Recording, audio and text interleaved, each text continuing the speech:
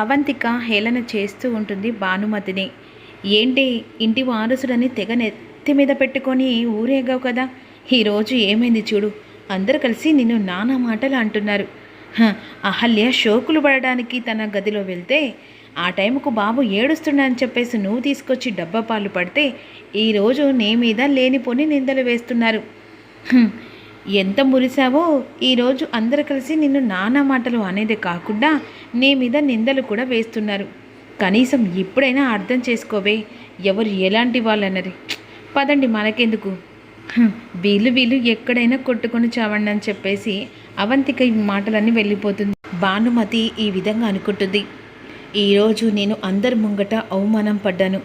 అహల్య ఇంట్లో ఉన్నన్ని రోజులు ఇలాగే జరుగుతుంది. ఎలాగైనా సరే దాన్ని బయటికి ఎట్టి పరిస్థితులలో అంత త్వరగా పంపించాలి. అది ఇంట్లో ఉంటుంటే రోజు రోజుకి తన వైపు న్యాయంగా మాట్లాడుతూ ఉంటారు. ఒసే అహల్య, చూడవే, నీకు బారసాల కాగానే నీ కొడుకుని నీ దగ్గర నుంచి ఏదా దూరం చేస్తాను అనే విధంగా అనుకుంటూ ఉంటుంది. ఈలోపు అవంతిక మరోవైపు కార్తీక్ ఆలోచిస్తూ ఉంటారు. అవంతిక కార్తీక్తో విధంగా అంటుంది, ఈరోజు బామ్మ మీద కోపంగా ఇంట్లో వాళ్ళందరూ ఉన్నారు. ఇదే మనకు మంచి ఛాన్స్. ఏమంటున్నావు అవంతిక? అవునండి, బారసాల చేసే రోజు ఎలా ఇక అహల్య కొడుకును మాయం చేయాలనుకున్నాం కదా, వెతకవైన తీగ కాలికి తగిలినట్టు ఇక మనకు పని సులువుగా అయిపోతుంది. ఇప్పుడు బామ్మ మీద అందరూ అనుమానంతో ఉన్నారు. అహల్య కొడుకును విడగొట్టాల డబ్బా పాలు పడుతుంది అంటున్నారు కదా, ఆ సమయాన్ని అదనంగా చూసుకొని బాబుని ఎత్తుకొని ఎలాగైనా అనాథాశ్రమంలో వేస్తే సరిపోతుంది కదా. అప్పుడు ఖచ్చితంగా ఇదంతా బామ్మ మీదకే వస్తుంది. మా నాన్నమ్మను అందరు కలిసి నిలదీస్తూ ఉంటారు. మన చేతికి మట్టంటకుండా జరిగిపోతుంది. ఆ తర్వాత మన కొడుకు ఈ ఇంటికి వారసుడు అవుతాడు కదా. అబ్బా, ఎంత చక్కగా ఆలోచించావు అవంతిక, నీ బుర్రకు హ్యాట్సప్. అంతే కదండి, ఈ రోజుతో అహల్య క్లోజ్ అయిపోతుంది, ఈ ఇంటి వారసు కూడా క్లోజ్ అయిపోతారు. ఒక్క దెబ్బకి 2 పిట్టలు. ఇక దీంతో ఖచ్చితంగా మన మీద అనుమానం రాకుండా అయిపోతుంది అని విధంగా అనుకుంటుంది. ఇక రాజుగారు మాత్రం ఎలాగైనా అహల్యను గౌతమ్ని కలపాలని చెప్పేసి ఆలోచిస్తారు. తన మనసులో మాట ఎలా చెప్తుంది? అహల్య చెప్పదు. ఇక ఏదైతే అది జరిగిందని చెప్పేసి అహల్య కిచెన్లో వంట చేస్తూ ఉంటుంది.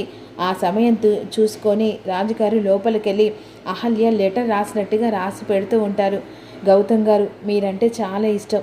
మీలాంటి భర్త దొరకడం నా అదృష్టం. ఇక మిమ్మల్ని వదిలిపెట్టి నేను ఉండలేనండి, మీరే నా ప్రాణం అన్నట్టుగా రాజుగారు వెంటనే ఆ లెటర్ రాసి బాబు దగ్గర అలా పక్కన పెడతాడు. నేను మంచి చేస్తున్నాను, చెడు చేస్తున్నాను, కానీ వీళ్ళిద్దరిని విడగొట్టకుండా వీళ్ళిద్దరిని ఒకటి చేయాలి అనే విధంగా లెటర్ రాసి బాబు పక్కన పెట్టి వెళ్ళిపోతాడు. కిచెన్లో వంట చేసి సర్ది పెడుతూ ఉంటుంది అహల్య. ఆ టైం చూసుకొని గౌతమ్ వెంటనే రూమ్లోకి వెళ్తాడు. రూమ్లోకి వెళ్ళేసరికి బాబు పడుకుంటాడు. పడుకున్నావు నానని చెప్పేసి ముద్దు పెట్టేసరికి పక్కన లెటర్ ఉంటుంది. ఆ లెటర్లో అహల్య రాసినట్టుగా ఇక వెంటనే చదువుతూ ఉంటాడు. ఆ చదివేసరికి గౌతమ్ చాలా సంతోషపడుతూ ఉంటాడు. అహల్య నన్ను ప్రేమిస్తుందా, ఇంతలా ప్రేమ దాచుకుంటుందా అనే విధంగా అంటుండగా ఈలోపు ఇక గదిలోకి వస్తుంది అహల్య. ఎప్పుడొచ్చారు గౌతమ్ గారు? ఇప్పుడే వచ్చాను అహల్య గారు. అసలు ఎంత సంతోషంగా ఉంది తెలుసా, నీ మనసులో ఇంత ప్రేమ నా మీద ఉందా అని చెప్పేసి వెంటనే అహల్యను హక్ చేసుకుంటాడు. Thank you so much Ahalya గారు, నీలో ఇంతలా ఉందని చెప్పేసి అస్సలు ఎక్స్పెక్ట్ చేయలేదు. ఏమంటున్నారు గౌతమ్ గారు అనే విధంగా అహల్య అడుగుతూ ఉంటుంది.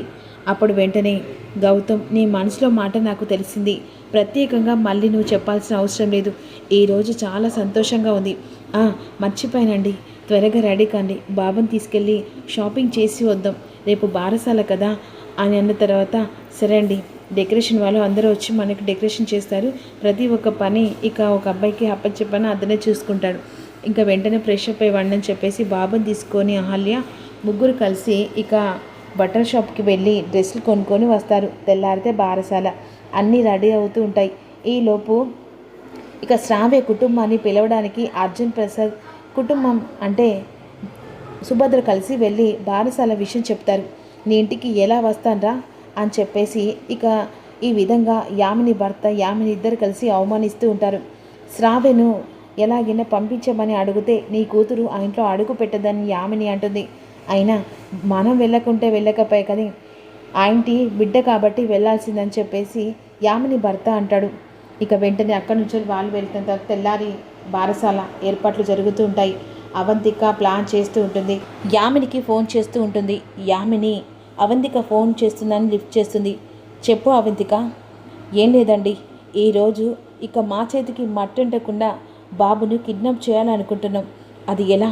ఈరోజు బారసాల ఎలాగైనా సరే, ఎందుకంటే ఇక మా నానమ్మ మీద అందరికీ అనుమానంగా ఉంది. అనుమానం ప్రకారం మా నానమ్మ మీద నింద పడాలని వెంటనే బాబును కిడ్నాప్ చేసి ఇక అనాథాశ్రమంలో వదిలిపెడితే ఆ తర్వాత ఇదంతా మన చేతికి మట్టంటకుండానే మా నాన్న మీదకి నింద వస్తుంది. ఎలా ఉందండి ప్లాన్? చాలా చక్కగా ఉంది. సరే, నేను కూడా ఫంక్షన్కి బయలుదేరుతున్నాను. అప్పుడు నా కళ్ళారా ఈ నిజాన్ని కూడా తెలుసుకోవాలి కదా, చూడాలి కదా అనే విధంగా అనుకుంటుంది. బారసాల అన్ని ఏర్పాట్లు బాబును చక్కగా రెడీ చేస్తుంది. ఏరా నాన్న, ఎంత ముద్దుగా ఉన్నావురా, దిష్టి తలుగుతుంది నాదే అని వెంటనే ఇక గౌతమ్ అహల్య కంటి దిష్టి అంటే కాటుక తీసి బాబుకు పెడతాడు. మీ ఇద్దరికి నా దిష్టి తగిలేలా ఉంది. బాబుని తీసుకొని కిందికి వస్తారు. బారసాల అన్ని ఏర్పాట్లు జరుగుతూ ఉంటాయి. ఆ సమయంలో వెంటనే పంతులు గారు వచ్చి మంత్రాలు చదువుతుండగా బాబుకు పేరు పెట్టమనేసరికి అప్పుడు వెంటనే గౌతమ్ ఇంద్ర అని చెప్పేసి పెడతాడు. ఆ కోపంతో ఇక భానుమతి, ఏం పేర్రా? ఇంద్రనా? వాడు అనామకుడు, వాడు ఎవడికి పుట్టిందో తెలియదు, వాని పేరు ఇంద్ర అని పేరు పెడితే నా మునివానికి నా ఇంటి వారసుడికి ఆ పేరు నాకు అవసరమే లేదు. ఏంటమ్మా, వాడు ఇంటి పెద్ద కొడుకు, వాడు అనామకుడు ఎలా అవుతాడు? లేనిపోని మాటలతో ఇంకా మనుషులను బాధ పెట్టకు అనే విధంగా అర్జున్ ప్రసాద్ అంటూ ఉంటాడు.